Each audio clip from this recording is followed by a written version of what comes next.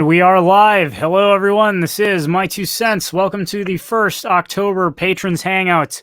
I apologize. The streams have been a little scarce lately. Between myself and my patrons, we've all been having trouble finding times that we can all stream. In any case, I am joined by Nate the Volunteerist and Night Shift 10,000. Night Shift 10,000 just cracked 300 subs on YouTube, so congrats to him. But this is just for those of you who may not be may have just started following the channel. This is just something I do once or twice a month. Everybody who supports me on Subscribestar, Patreon, or Bitbacker can come hang out and chat about whatever you got, whatever they want to. We do take a look at the chat, but it is for the patrons first and foremost. So I'll put it to you guys first. Anything on your mind you particularly want to discuss?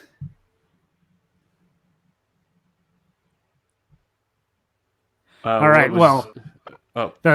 It usually starts with an awkward silence, but before I'm going to start with the first thing on my mind. I'm sure everybody's had enough Greta Thunberg shoved down their throats for a while, but I cannot resist but to point this out. So obviously, a lot of people have been poking, and you'd have to be living under a rock to not know who she is at this point. But Greta Thunberg is a 16-year-old Swedish girl who sailed across the ocean to lecture the UN about how they're not doing enough to stop climate change. Her childhood and her dreams have been stolen from her, and we should all go back to living like cavemen to save the planet.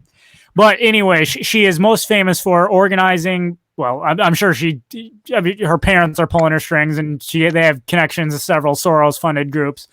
But she has arranged to have children not go to school to essentially protest climate change. And I can't help but think of the episode of South Park where they're all sitting in class. This is during the war in Iraq era.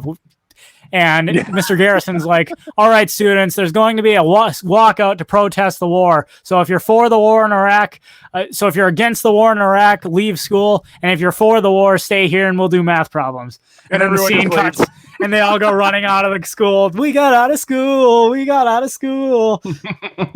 So I can't help but realize, Greta Thunberg is a very great actress. I mean, who knows? She may well believe the things she's saying, even though she can't propose a solution if her life depended on it. But nonetheless, I strongly suspect, if nothing else, she made arrangements for children across the world to not have to go to school. So good for you, Greta. Good old AOC 2.0. Yes, exactly. AOC Swedish version. Mm-hmm. I will admit, when I first heard of Greta Thunberg, my reaction was the same as Ozzy Osbourne's reaction when he heard the name Justin Bieber. What's a Bieber? Yeah, he was that was in the that Super Bowl commercial, and then of course in an interview he was like, "Who? Justin Bieber? Who the fuck is Justin Bieber?" Well, no worries. My next video is going to be on Greta Thunberg, and I'm going to be tearing this girl a new asshole. So, well, not so much her, but mostly her arguments and what she's talking about and how she's basically yelling at everyone to try and get her point across. But it's kind of hard to ignore that she might have affiliations with Antifa, especially when she's wearing Antifa t-shirts and her mom and dad are wearing Antifa t-shirts. She can claim that she got this from a friend, but yeah, is it the same friend that gave her parents those shirts at all? One has to wonder. Yes. All right. Hello to everyone who's joining us. ANCAP Otaku. Howdy, y'all. Tinseltown Queen. JC Armitage. Square Samuel. Welcome. Has anyone heard from Mag lately? No. No, not lately. Huh. She posted a drawing of a ring that a piece of art in the Twitter chat earlier today. All right, okay. So first question to come in. Anyone remember the Serious Sam video game franchise by Crow Team? I'm sorry, no, I do not. Never heard of it. Was that on eBombsworld.com or something? It sounds familiar. Can't say, never heard of it. He can explain in the chat if you wish to. Invisible Hand. Yeah, like this invisible hand says, Greta looks like Ron Weasley. Oh, damn. Oh, she's the female version of Ron Weasley. Or she's Ron Weasley in a drag, basically. I don't know. Oh my god. Oh no. if Ron Weasley had a female twin, that'd be her. Oh my god.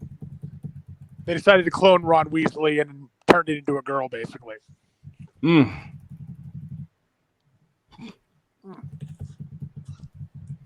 Good lord. Yes. All right. Well, in other goings on, okay. Square Samuel answers. He says it's like Duke Nukem, but in actual 3D, and is actually very fun. They're making a fourth one after several years. Hmm. Was it? Hold on. Was it from the same era as Duke Nukem 3D? Because I'm actually old enough to where I remember that. So I mean, I it sounds familiar, but I don't think I ever played it. I did play the Duke Nukem games though. Okay. Can't say I ever played those. Well, the fourth one wasn't very good. They were actually going to come out with like a Duke Nukem Forever in 2001. That was, I actually played a demo of that. I actually got to play a demo of that game. It was spectacular. The one that they came out with in 2011, not so much. So yeah, kind of got a disappointing letdown there. Although check it out if you ever get the chance. It's a lot like the old Doom franchise. Okay. No, I do know the Doom franchise. Mm-hmm.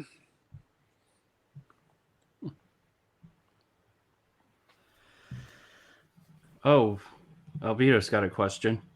What? Okay. Albedos asks, I do like this share comment feature that StreamYard has. Good on StreamYard. When can we expect the government to collapse? I guess, did you mention that wants humans to live as cavemen or something? Yes, because, I mean, she hasn't used the term cavemen, but is that not her proposal? We need to stop all carbon, unless you're China, we need to stop all carbon emissions. Yeah, the only way to do that is to ditch our cars, ditch our homes, ditch anything that runs on electricity. I mean, if that's the case, then she's a primitivist. Or primitivist. Yeah. How do you say that? Well, to answer the question, when is the government going to collapse? I'll just say if Greta Thunberg is right, in at least 12 years, right? Because there won't be a planet. Yeah.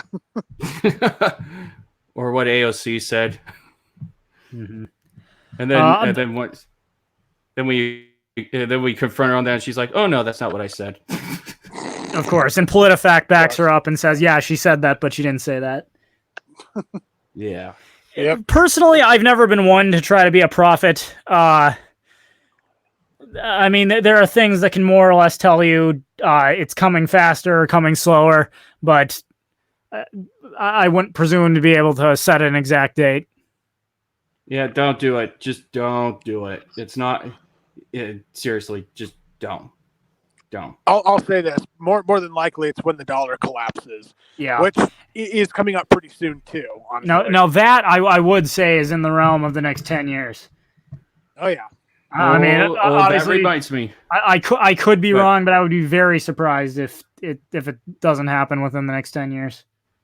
That just reminds me. I just saw a tweet by Trump, and it made me laugh. Oh, come on, Twitter, stop giving me connection issues. You said tweet by Donald. I got Twitter up here. I will pull up our illustrious Mr. President. I found it. I found it. He said, as I predicted, Jay Powell and the Federal Reserve have allowed the dollar to get so strong, especially relative to all other currencies, that our manufacturers are being negatively affected. Fed rate too high. They are their own worst enemies. They don't have a clue. Pathetic. Yeah, Mr. President, you were criticizing Obama for telling the Fed to keep cutting interest rates. You said it was a horrible thing. But now that you are in Mr. Obama's seat, suddenly you're advocating that they do the exact same thing. Most of your fans are too stupid to notice, but we do. So. Oh, yeah. I literally just told him the dollar is about to collapse, you ignoramus. Yes.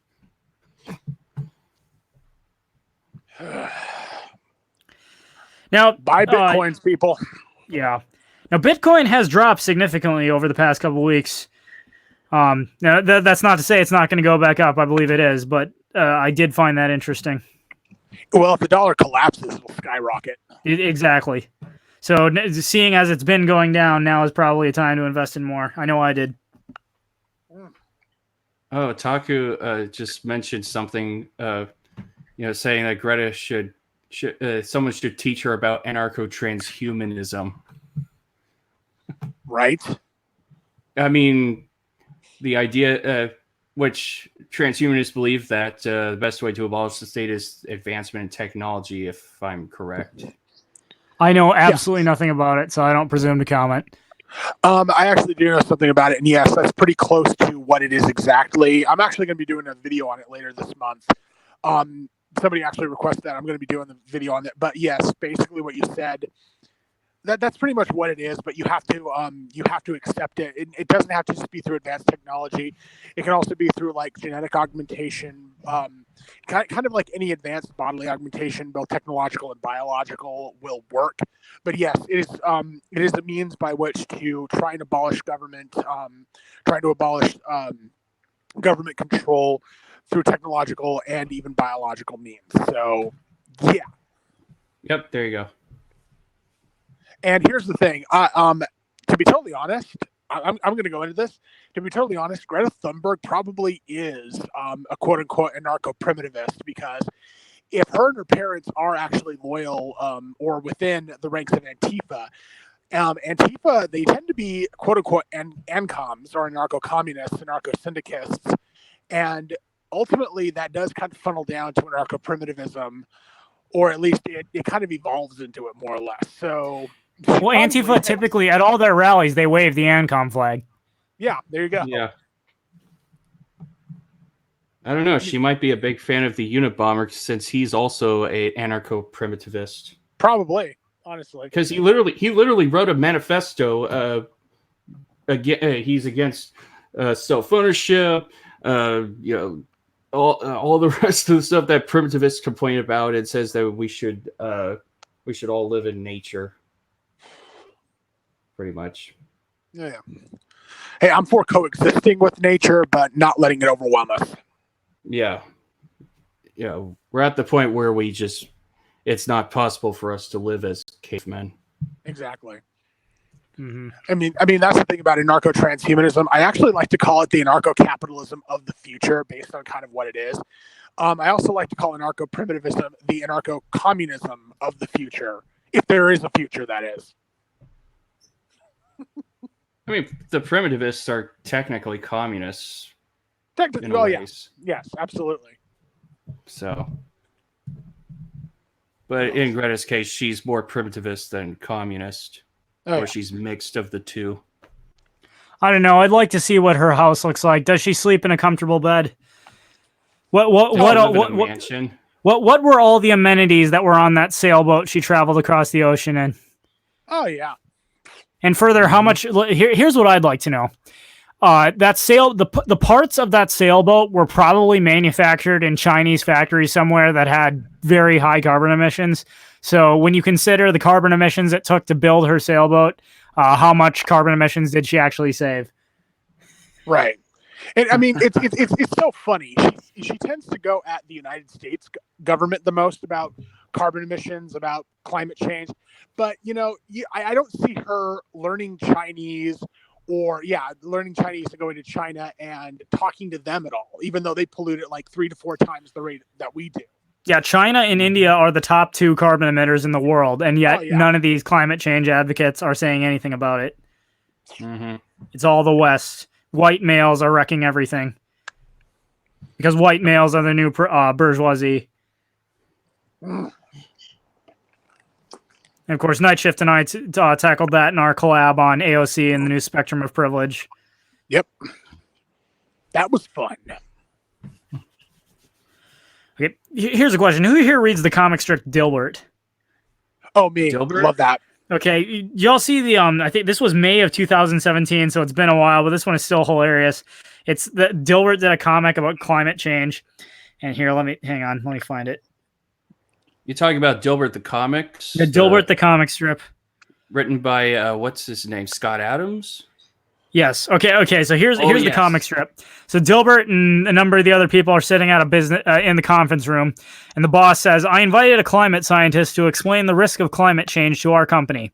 The scientist, who's balding, he's got a goatee and a lab coat, says, "Human activity is warming the Earth and will lead to a global catastrophe." Dilbert asks, "How do scientists know that?" He says, "It's easy. We start with the basic science of physics and chemistry. Then we measure changes in temperature and CO2 over time.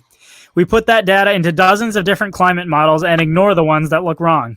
Then we take that output and run it through long-term economic models, the sort of which have never been right." Dilbert then says, "What if I don't trust the economic models?" And he turns to the boss and says, "Who hired the science denier?" Oh dear. Oh dear. That's about right too, honestly. Uh-huh.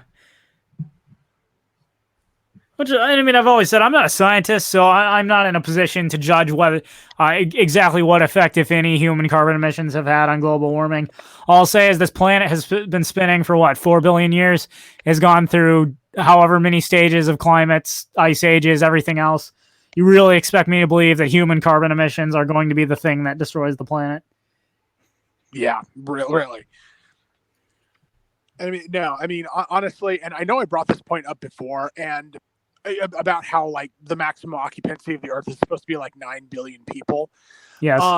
Don't get me wrong. I do know that the Earth is. I do know that the Earth is finite, but I highly doubt that 9 billion is going to be the maximum occupancy of our planet.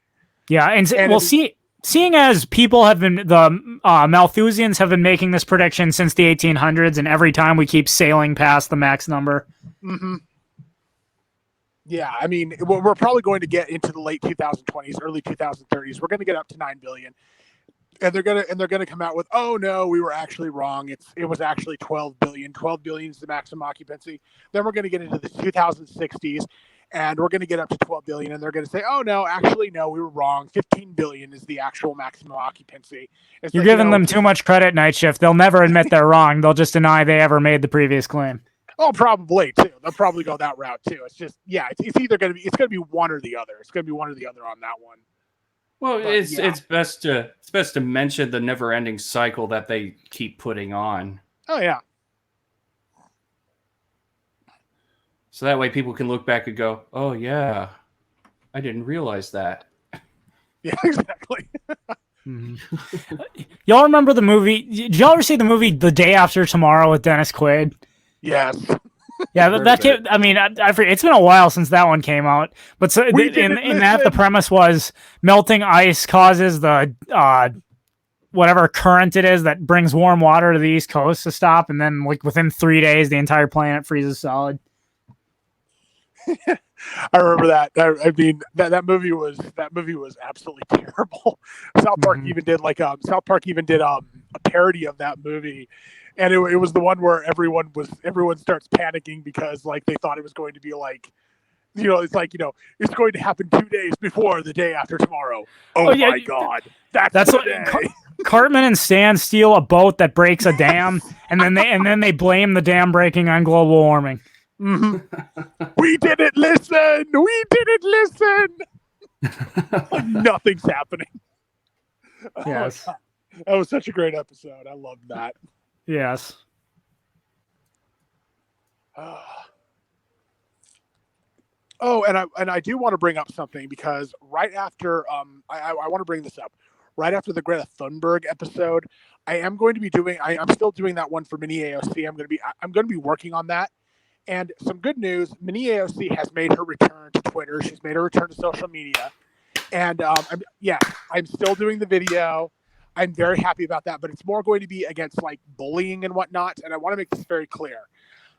I am not in my Greta Thunberg video. I am kind of going at her points. I am kind of going at, her performance, but I am not going at her. I am not threatening her life. I am not threatening to, harm her in any way. That's not what I'm doing. So if you see my Mini AOC video, don't try to come at me with, "Oh, you went at Greta Thunberg. You're just a big hypocrite." No, I am not threatening her. I'm not doing anything like that. So don't try to hit me with that. Oh, absolutely. And you know what I think is funny is so they say Greta Thunberg when President Trump tweets, like she's a fine girl with a bright future ahead of her. Everyone's like, quit mocking her. She's only a child. Okay, well, one, she's 16, not an adult yet, but not exactly a child. And two, on one hand, you want to put her up in front of the United Nations and have her taken seriously. But then when people actually criticize the thing she said, she's just a child. You can't criticize her. You can't have it both ways. If she's a force to be reckoned with and world leaders need to take her seriously, then her ideas need to be treated like adult ideas and evaluated as such. If she's only a child, she shouldn't be speaking to the United Nations. Exactly. Mm-hmm.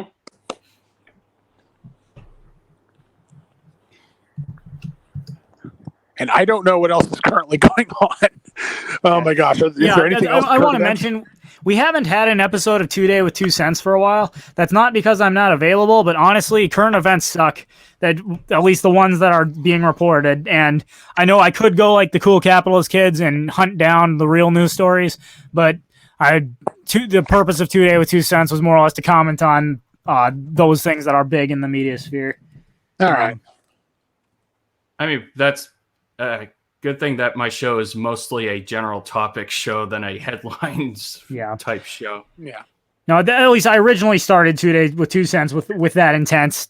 As things change, I might morph, especially since the only way those things even come up in YouTube searches now, you only get CNN and the other credible news sources that YouTube has defined. But the mainstream media has basically been entirely absorbed with the impeach Trump narrative, and I couldn't care less about that. Actually, I was even gonna bring that one up. I mean, are they actually going ahead with that? Are they actually going to try that? Nancy Pelosi came forward and said they have started formal impeachment hearings. At this point, she's going to look like an idiot if she doesn't at least try. So what I predict will happen is Trump will be impeached in the House. He will not be removed by the Senate. It's going to be exactly what happened to Bill Clinton. Huh. I don't think she has the fortitude to even have him impeached. I didn't think John Boehner had the fortitude to impeach Obama. So I don't think much of anything is going to come out of it. I mean, we'll see. I could turn out to be wrong. If you had to ask me where it's going as it stands, I think that's what they're going to try to do. He will. It would be my prediction. He'll be impeached in the House, and then the Senate will not remove him. If anything, it will rally his base and make him more popular in the primaries. And depending on who the Democrats pick as their candidate, they may very well secure Trump's reelection by doing that. I'll say this much. If Trump tries to pass red flag, he'll cost himself the next election altogether. Oh, yeah, I don't doubt that. And I seriously hope he understands that. But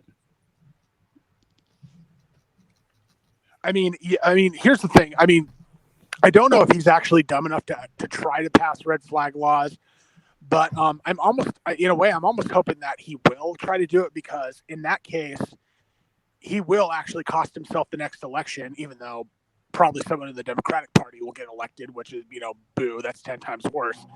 But I mean, yeah, God, it would be nice to see that kind of destabilize him or destabilize what he's doing, because well, I mean, it's why the political system is a sham. I mean, I'm willing to, unlike some in the libertarian community who libertarians rightly point out that Republicans or Democrats, it's still statism and the state is going to grow. I 100% agree with that. I am willing to say that all other things being equal, it's probably better with Trump in the White House than Clinton. But I mean, on a scale of 1 to 10, it's like 0.5 better. So it's not that much. Right.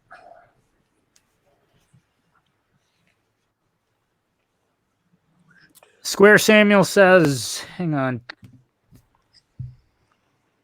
I believe CERO should be the International Video Games Ratings Board, and the ESRB and PEGI are just small associates. Wait, what is Ciro again? Oh gosh, Square Samuel. What is that again? No, there's a delay between us talking and y'all hearing us, so I'll wait for him to add another comment. All right. Alvita says that Hillary Clinton is rumored to run again. You know, I did hear that. I'm sure. Make no mistake. I'm sure she wants to, but I seriously doubt George Soros would let her do it again. No. I'm just happy another John McCain, 10 times worse than John McCain warmonger is not going to be president. Yeah. So That's true. If the Democrats had any sense, they'd run Tulsi Gabbard or Andrew Yang, but it looks like it's going to be Elizabeth Warren. Or Joe Yes. Biden. Yeah. Well, you know, I'm actually not convinced Biden is their best choice at this point because the whole Democratic narrative has become impeach Trump. Trump is corrupt. Trump is evil. Well, more and more evidence is surfacing of just how corrupt Biden is. So if they know what's good for him, running Biden's not. If their whole thing is Trump is so corrupt and needs to get impeached, it's not going to help them to run Biden. And further, it's not going to help them to run a Washington insider who you have as a matter of record all the garbage they've done in their past career. You know, Biden has way too much baggage. Same goes for Elizabeth Warren. Same goes for Bernie Sanders. Which is why I say if they had any sense, they'd run either Tulsi Gabbard or Andrew Yang, the two that are up and coming and don't have political baggage. Wait, are they not running Bernie Sanders? Well, I mean, he's running right now. I think the last poll I saw, Warren has moved ahead of Biden. Biden is in number 2, and Sanders is like 3. Okay, all right. You know what? Okay. Let's look that up. Let me do a quick DuckDuckGo search. Here we go again with this. Bernie can still win. Okay, but first, does anyone know off the top of their head how old Bernie is at this point? He's like 76, 77. Okay, so if he makes a full 8 years in office, that would be impressive. Oh, I just had a terrible idea just based on what Nate said. Like a Bernie supporter standing over Bernie Sanders' grave, over his headstone, still yelling, "Bernie can still win." Oh my gosh. oh dear. I can remember Eric July always criticizing, ranting about Bernie Sanders back in 2016. Okay. Oh, yeah. According to Real hilarious. Clear Politics, as of today, October 1st, 2019, I guess Biden is up 11. Biden at 32, Warren at 21, Sanders at 19, Buttigieg at 5, Harris at 6, Yang at 3, O'Rourke at 3, Booker at 3, Castro at 1, Gabbard at 1, Klobuchar 1, Bennett 1, Steyer 1. Mm. And a whole host of others who didn't even make the poll. Yeah.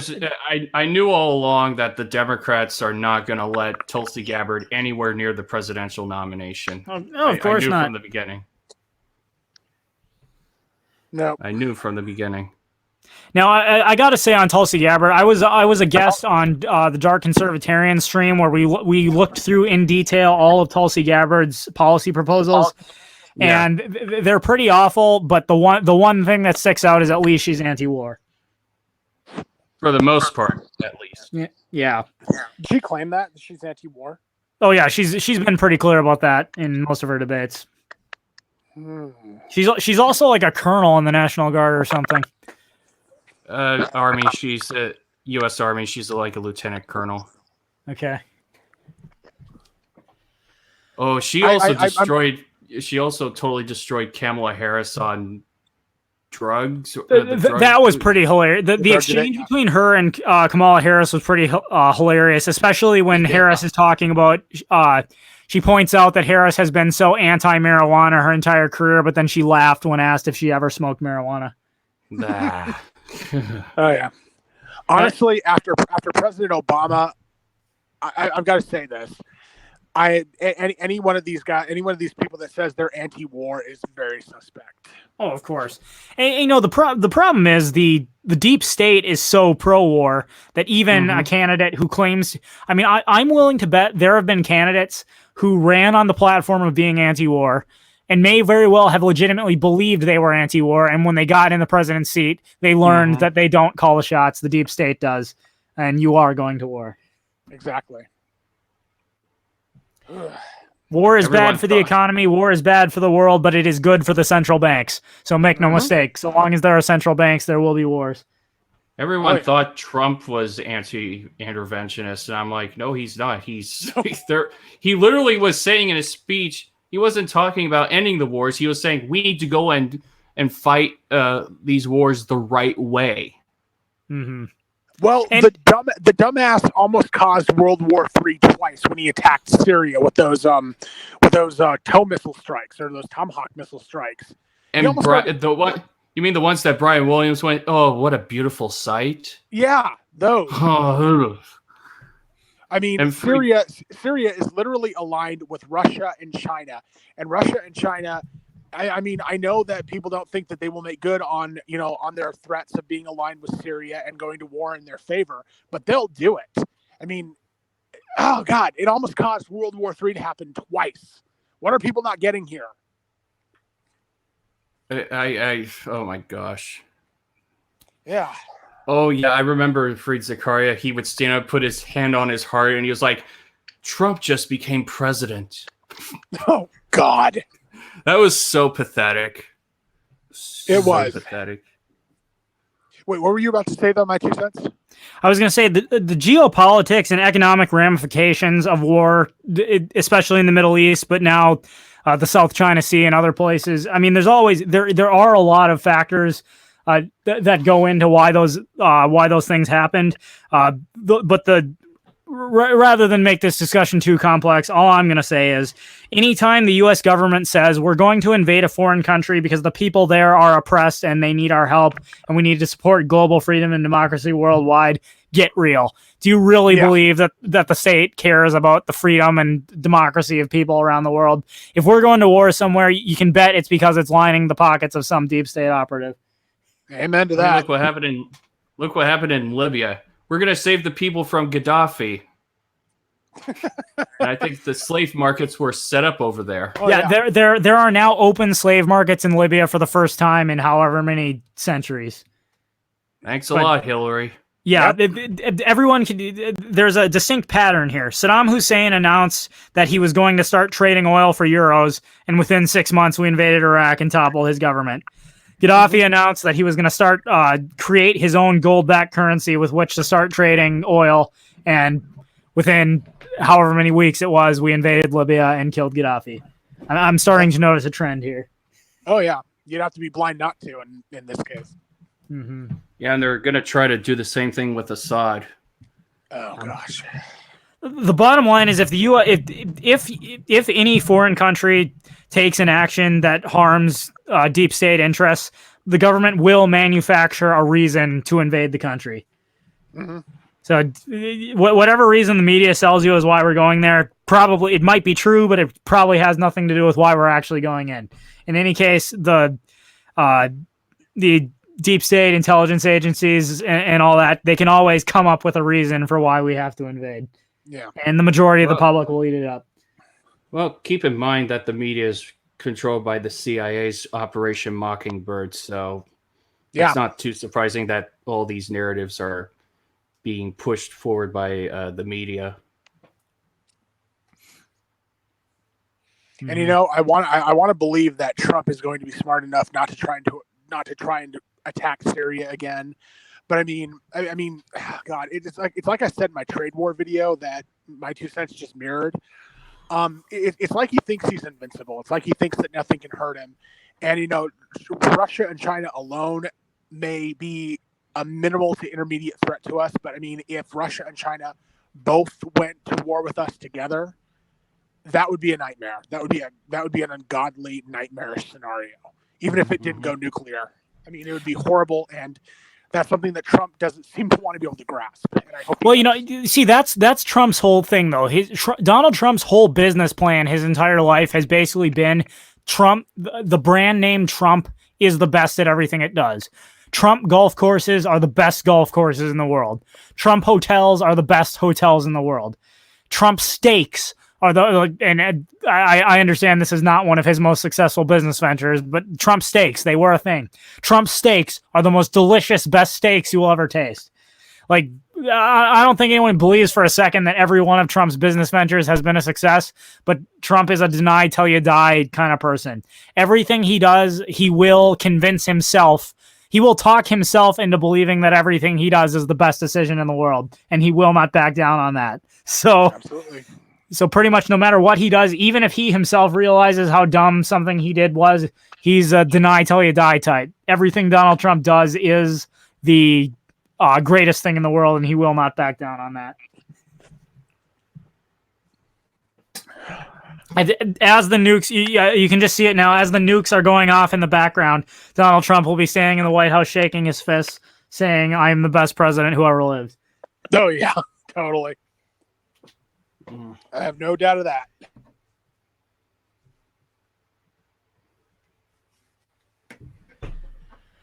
All right. Let's see what else. Anybody else in the chat? The chat's been a little slower than normal.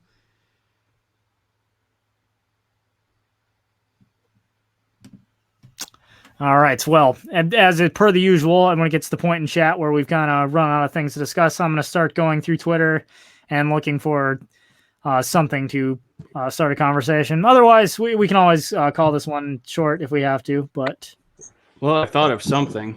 okay, What? go ahead. Go for it. Okay, so remember that. I mean, we discussed this on my show, but remember that meme that you shared on my Discord at Night Shift? Oh, the one about the different anarchy types. Yeah. Yeah, I remember that. We talked about that in your show, didn't we? Yeah. Or yeah. Okay. Yeah. All right, go ahead. What about it? Okay. Since we like memes, I thought I'd bring it up, and it was like there was like one part of it that was saying, definitely stay away from these people. This is definitely not anarchist. This is not how it works, or something like that. Oh, the red market one. Oh yes, Was that it the one red is market anarchy. Yeah. that one. Definitely stay away from those people. Yes, I know. I marked that. No, that was my mark. Stay away from this. Do not get involved. Yeah. Yeah, that's the first time I actually heard of red markets. Hold on. Hold on. Give me 1 second. Let's see. It should be on here. All right. Here's an interesting tweet from, in the meantime, while you find it, here's an interesting tweet from ABC News. Hillary and Chelsea Clinton were on Good Morning America, apparently, or whatever show this is. Yeah, GMA, Good Morning America. Hillary Clinton was asked, what's the gutsiest thing she's ever done? She answered, personally, make the decision to stay in my marriage. Publicly, politically run for president and keep going. Oh, jeez. Now, we all that. know about her presidential campaign, but gutsiest thing she ever done, she chose to stay in her marriage. Let's face it, Hillary, nobody ever liked you. The reason you had to stay in your marriage or else you never would have gotten to where you are. Exactly. Bill Clinton may be a moron, he may be a rapist, but at least people liked him. They still like the guy. Yes. Oh, God. That's what I think it was Newt Gingrich, who was Speaker of the House at the time, just said Clinton's one skill was he was charming. He could make people like him. Right. Oh yeah. Okay, I found it. It's called Red Marketeers Anarcho Immorality. Rejection of any moral rules. NAP, the Golden Rule, anything goes. Organ sales, slavery, rape, forced brothels, assassination. Forcibly addicting others to drugs, torture, murder. Sounds a lot like the governments we have now, yes. That's basically what the red market is. And yes, it does sound a lot like the governments we have now. It does. Okay, that's the first thing. Actually, Night Shift, I don't know if you notice, Back Alley Philosophy, which is Esso and Filthy's channel. I'm going to assume it's Esso since I think he does most of the stuff. He says red market anarchism isn't a real school of thought. Yep. No, it's the closest which exists is illegalism. Mm-hmm. Hold on. There was something else I wanted to look at. Don't allow that. Hold on. There was one more thing I wanted to look at. Pepe the Frog says, Oh, "This boy, land is that. my land. This land ain't your land. I got a shotgun and you ain't got one. If you don't get off, then I'll blow your head off. This land is private property." Nice. All right, you know Okay, that makes me think. Who here used to? Do anyone here ever watch the Jib Jab election videos? Oh yeah, those were funny. Yeah, back when Bush was running against Kerry, there was this website called Jib Jab that made all these political jokes, and one of them was Bush and Kerry are singing the song "This Land," and of course it's a parody, but. Best I can go, it starts out something. George Bush is like, "This land is your land. This land is my land. I'm a Texas tiger. You're a liberal wiener. I'm a great crusader. Yes. You're a Herman monster. This land will surely vote for me." Oh my god.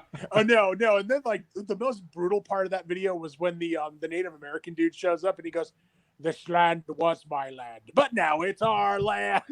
Yeah, and then it's Arnold Schwarzenegger comes up. He's like, "From California." Yeah. I love that. Oh, my he was God. known as the Governator. Governor, Oh, yes. Oh my gosh. You know, now I think they actually had a video for when he was running for governor too. And it's like, "My fellow Californians, this is not a recall. This is a total recall." Yes. Actually, pronounced California, California. Yes. I remember that. No, I gotta look that one up because then there was another scene where he's dressed in a policeman outfit and he's like, "If you're worried about crime, stop worrying. I have plenty of experience in law enforcement." And it shows these kids. And then shows these kids. Yeah, these kids are crossing the street when the sign says "Don't walk," and he jumps out with a gun. He's like, "Get down on the ground!" Oh, that was great. Yes. He dressed up like Conan the Barbarian in it and everything. Yes. Oh man. Creators of Jib Jab, I don't know where you're at, but you guys should start making videos again. Oh, they should. Oh, Okay. Back Alley Philosophy said something about red markets. Some more. Yes. Okay, so I found it. Red markets are immoral and not state banned, though, because, red markets are murder, theft, rape, and slavery. Pink markets are war, taxation, state torture, imprisonment, and compulsory education. Sounds very much like our government.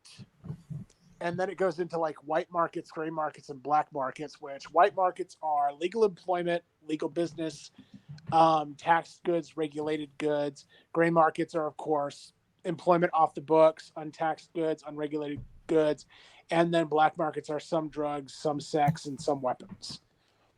Which black and gray markets, A-okay by me. Oh, Square Samuel asked if there's red markets, where's the maroon markets? kind of like right in the middle of red and pink. And yes, I mean, the maroon market, I would definitely call that United States of America. Yeah. Or U.S. government, at least. All right, Back Alley Philosophy posted, "I believe in the sanctity of same-sex marriage between a man and a woman." Actual quote from Arnold Schwarzenegger during his time as governor. Oh, I remember that. Oh my God. Oh, he actually said that. You could chalk this up to a simple misstatement of words, but I feel like he was trying to say something that would appeal to all sides. And so he says, "I believe in the sanctity of same-sex marriage between a man and a woman," hoping that the conservatives will hear him say the man and woman part, and the liberals will hear him say the same-sex marriage part, and just kind of drown out the other part. Trying to cover Well, the bases and failing. Well, he's a staunch moderate, so what do you expect? Oh my gosh. I can't believe that. I'd heard that quote before, but I didn't actually think it was real. God damn. Oh, it was. Believe me, it was. Oh, wow. And being from California myself, I know. You're not. The Schwarzenegger is just another. I mean, it's sad, but it tells you there are a lot of things you could point to prove that democracy doesn't work, or that republics don't work, for that matter. But the fact that celebrities tend to get elected is definitely one of the major factors there. Yeah. Oh yeah. Even before you're not from anywhere around San Francisco, are you? I'm sorry. Me? Wait, no, yeah. I mean, Nate, are you anywhere around San Francisco? I'm like an hour or two away. Oh, okay. All right. Just checking, just making sure that you I don't would. get pricked with an AIDS needle or fall down in some shit. Oh, it's horrible. It's horrible. And as Pluto says, the bubonic plague is probably going to break out here. Oh yeah, if cholera doesn't first. Or LA. LA is terrible. Yeah. Well, the only thing that cured London was burning the city to the ground. So if that happens, Oh shoot! Burn San Francisco to the ground. yeah. Now, for the record, that was for all the YouTube censors. That was not me advocating that someone actually do that. I was merely pointing. I was merely pointing out that when the Black Plague broke out in London, the thing that finally brought an end to it was the Great Fire of London. So. Yeah. I will be, and a little fast fact here. I actually live near the Freedmans. Oh, really? Oh. Yeah, wow. they live. I know David lives in the same area that I live in, and Patri, I think he's somewhere in the hills, not too far away from me. All right. Howdy y'all says, I never got the minarchist joke. What's the difference between minarchism and anarchism? 6 months. Please explain. Okay. Basically, that just alludes to the fact that most people, when they become libertarians, are first minarchists. As they start to study and people challenge them to provide a justification for the existence of a state, even a small one, eventually realize that a small state can't stay small and inevitably grows, at which point they become anarchists. So I think it's joking to the fact that very few people are libertarians from childhood due to school being indoctrinated in school. Most people get red pilled later in life. When they become libertarians, they tend to start as minarchists, and then as they study further, they become anarchists. So that's the joke. Right. When I was a minarchist, guess what the difference between me and Milton Friedman was? What's that? 3 months. I was more libertarian than he was. So, and now that I'm an anarchist, guess what the difference between me and David Friedman is? 1 month. 1 month. Okay. 1 month. 1 month. Nice. Mm-hmm. So I said Tinseltown more Queen, than welcome back. You missed some hilarious talk about old jib jab political videos.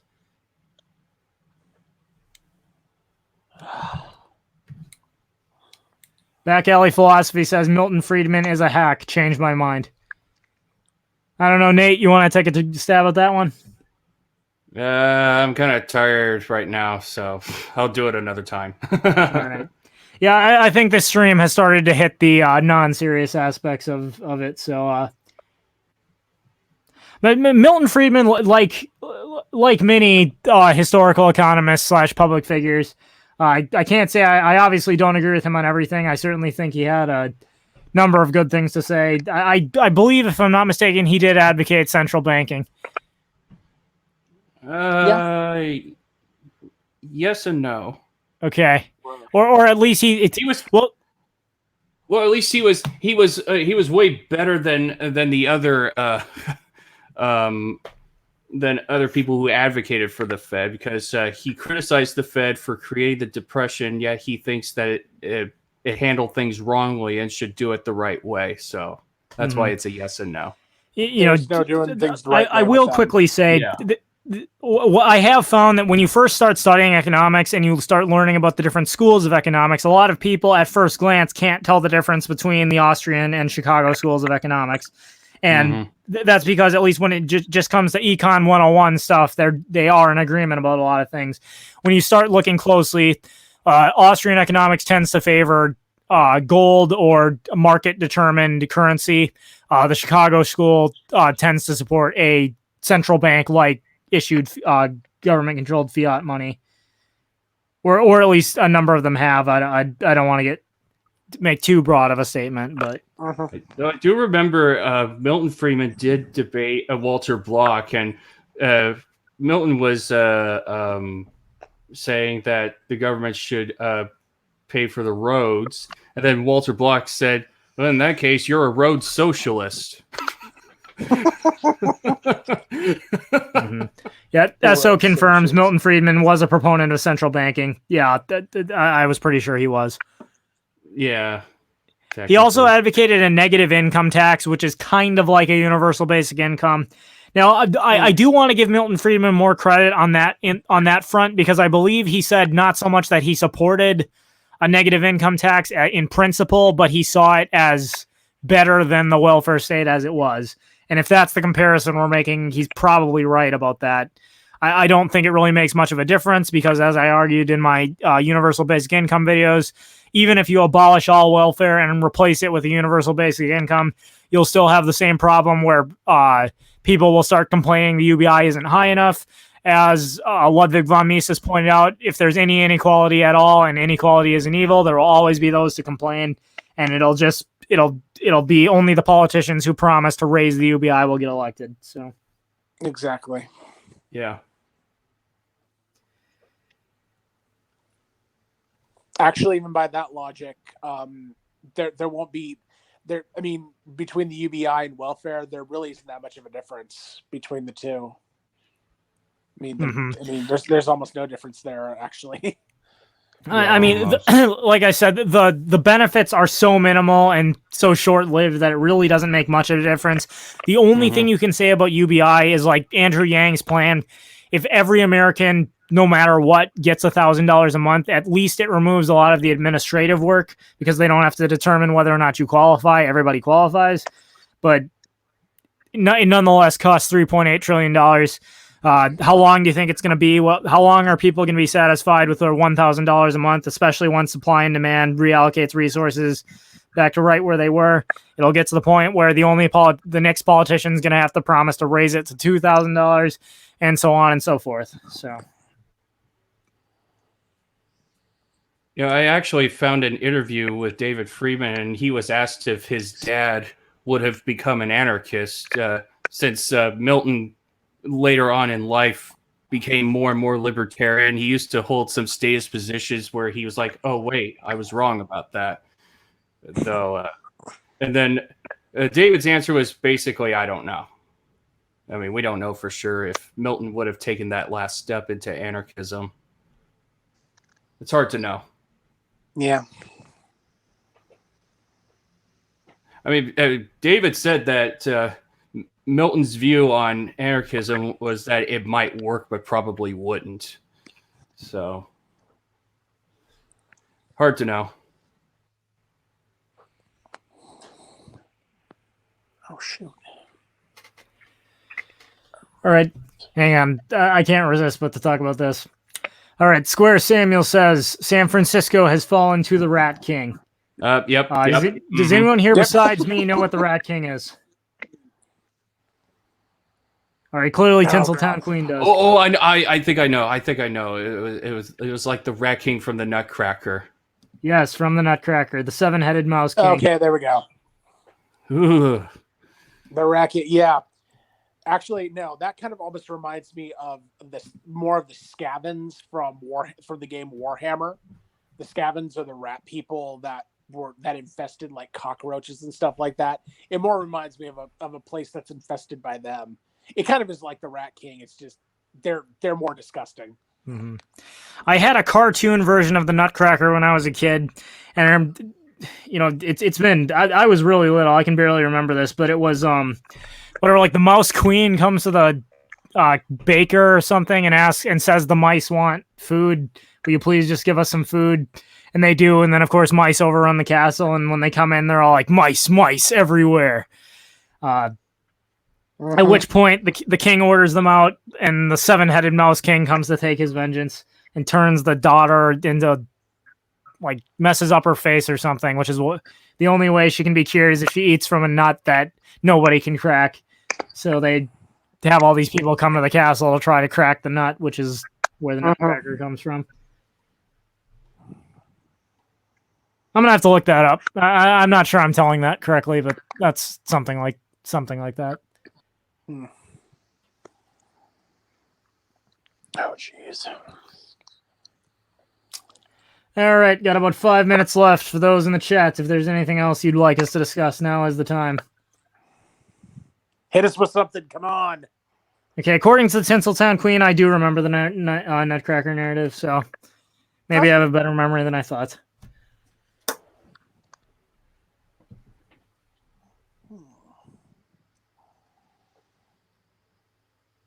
While things are kind of silent, I do want to mention in about a week I have another special guest coming on.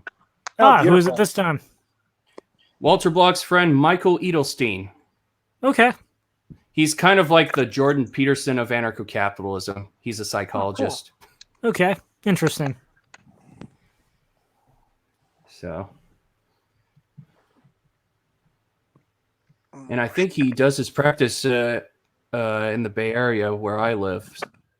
So, to know that there's another ANCAP in California gives me more hope. Yep. And also a quick update on Patry Friedman. He's currently awaiting the date for one of his projects that he's about to release. So until then, I don't know when. We know for sure we're going to do it this month. We're going to do it sometime this month. But for right now, until his project comes out, things are kind of on hold. Okay. I haven't quite decided what my weekly video is going to be coming up this weekend. I do want to get to the next one in my marriage series, but I also hadn't done a lot of response videos lately, which is why I did the Vox one this weekend. So if I can find something that's really worthy of debunking, I'll probably do another one. Otherwise, we'll see if I can get to the next marriage video. Hopefully we'll be able to get our collab out. Yes, and Nate and I still have the collab coming. Oh, that would be fun. Night Shift, you still got to get back to me with what video it was you wanted to do our next collab for. Oh, that's right. No, DarkCon, he found it for me. And yeah, I'll forward that to you. Okay, awesome. All right, I see Sia came in the chat, so I guess we'll go ahead and close this one down 3 minutes early. Anyways, thanks for coming and hanging out, everybody. Nate, Night Shift, thanks for being here. And reminder, if you're interested in getting in on these, I do them once or twice a month in addition to the 2 Day with 2 Cents streams. So if you'd like to become a patron and take part in these conversations, the links to my Subscribestar, Patreon, and Bitbacker pages are there in the description. Everybody have a good rest of your day. And as always, that is, hang on. Back Alley Philosophy, go ahead and send me a DM about that after this. And that is my 2 cents. Take it for what it's worth.